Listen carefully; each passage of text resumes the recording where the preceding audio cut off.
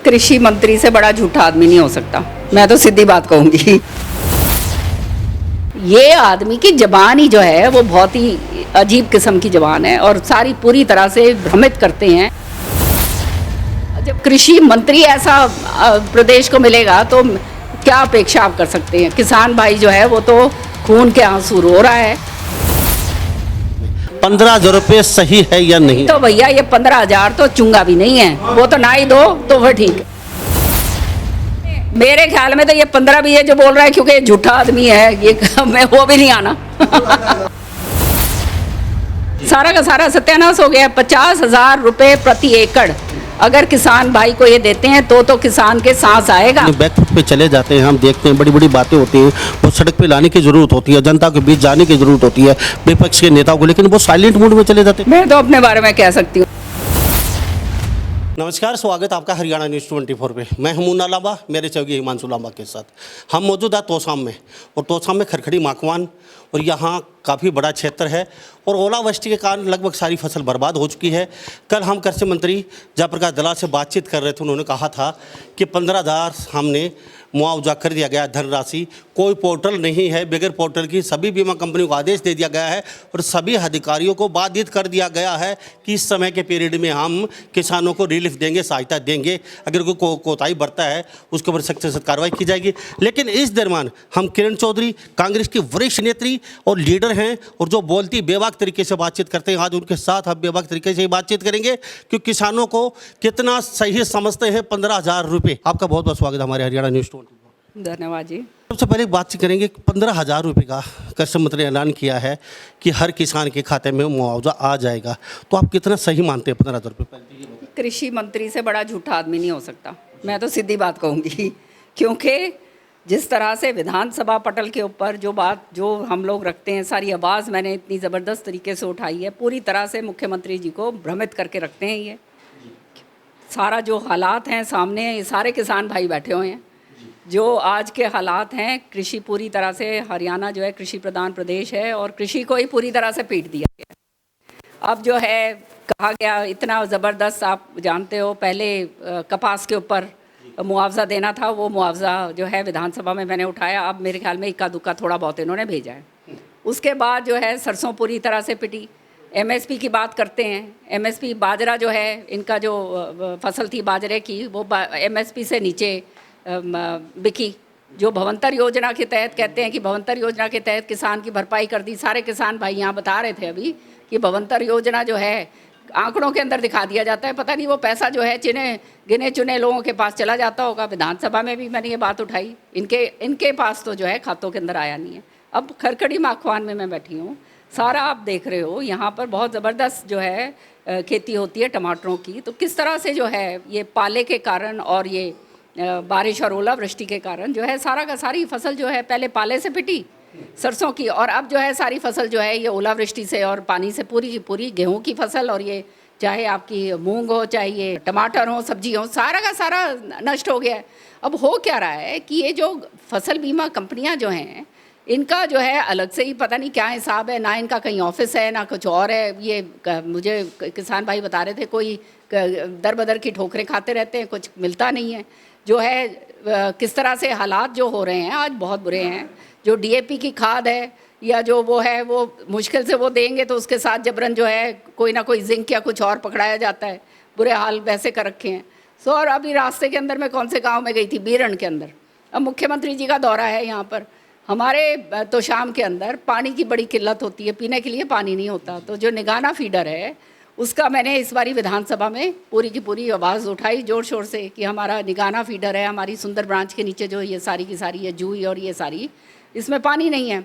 अब मुख्यमंत्री जी के आने के कारण अब इतना सारा पानी छोड़ दिया है कि जो है वहाँ के जो बीरन के जो बेचारे किसान हैं, जिन्होंने अपनी सरसों की फसल कटाई करके जो है रखी हुई थी उठाने के लिए, वो पूरी की पूरी जो है उसके अंदर पानी जो है वो वहाँ पे उनके खेतों के अंदर आ गया। तो आप समझ सकते हैं कि किस तरह से हालात आज के दिन कृषि के प्रति हो गए हैं, बहुत ही उदासीन हैं।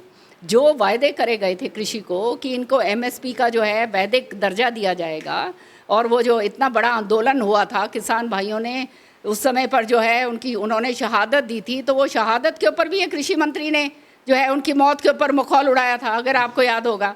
और साथ की साथ कभी कोई आतंकी कहा, कोई कुछ कहा, पता नहीं क्या क्या नहीं कहा, भगवान। हाँ, उग्रवादी का, उग्रवादी चीन से आ रहे हैं, ये हैं, फलाएं दिख रहे हैं, ऐसी ऐसी बातें कह गए। तो इनके तो ये आदमी की ज़बान ही जो है वो बहुत ही अजीब किस्म की ज़बान है और सारी पूरी तरह से भ्रमित करते हैं। विधानसभा में भी सदन पटल के ऊपर भ्रमित करते हैं। तो जब कृषि मंत्री ऐसा प्रदेश को मिलेगा तो क्या अपेक्षा आप कर सकते हैं? किसान भाई जो है वो तो खून के आंसू रो रहा है। पोर्टल जो हैं, अभी ये कह रहे थे वो क्षतिपूर्ति पोर्टल, अब क्षतिपूर्ति पोर्टल के बारे में विधानसभा में मैंने भी कहा था, दुनिया जहान के तो पहले पोर्टल बना। पोर्टल को रद्द कर दिया गया है। पोर्टल के बगैर भी हर किसान को, कल मंत्री जी से बातचीत कर रहे थे, उन्होंने कहा था कोई पोर्टल नहीं है, बगैर पोर्टल भी कुछ भी नहीं है, सब किसानों को 15,000 रुपये मुआवजा मिलेगा। आपकी राय में 15,000 रुपये सही है या नहीं? बिल्कुल सही नहीं है, क्योंकि इनकी लगातार इनकी ये पिटती आ रही है फसल, और जो है इनकी लागत इतनी ज़बरदस्त हो गई है। 15,000 से इसको क्या मिलेगा? सारा का सारा सत्यानाश हो गया है। 50,000 रुपये प्रति एकड़ अगर किसान भाई को ये देते हैं तो किसान के सांस आएगा, नहीं तो भैया ये 15,000 तो चुंगा भी नहीं है, वो तो ना ही दो तो फिर ठीक है। तो मेरे साथ किरण चौधरी खास बातचीत में मौजूद हैं। तो मेरे ख्याल में तो ये 15 भी है जो बोल रहा है, क्योंकि ये झूठा आदमी है, ये मैं वो भी नहीं आना। एक बात जानना चाहेंगे, विपक्ष की जहाँ तक बात करें, आपको लगता है विपक्ष कहीं ना कहीं कारगर भूमिका निभा रहा है, अपनी सही दिशा में आवाज़ उठा पा रहा है? मुझे तो ऐसा लगता है हरियाणा में पिछले काफ़ी समय से विपक्ष की भूमिका कोई ना कोई उठाने में कहीं ना कहीं विपक्ष कामयाब नहीं हो रहा है या उठाना नहीं चाहता है। कई जगह अपने बैकफुट पे चले जाते हैं, हम देखते हैं बड़ी बड़ी बातें होती हैं, वो सड़क पे लाने की ज़रूरत होती है, जनता के बीच जाने की ज़रूरत होती है विपक्ष के नेताओं को, लेकिन वो साइलेंट मूड में चले जाते हैं। तो ये आखिर हो क्यों रहा है? मैं तो अपने बारे में कह सकती हूँ, जितना मुखर होकर मैं विधानसभा में बोलती हूँ और आपके सामने बोल रही हूँ, ऐसे तो मेरे ख्याल में कोई नेता नहीं होगा जो आपका बोलता होगा। और मैं इसलिए बोलती हूँ क्योंकि सच्चाई बोलती हूँ, लोगों की आवाज़ जो है वो उठाती हूँ।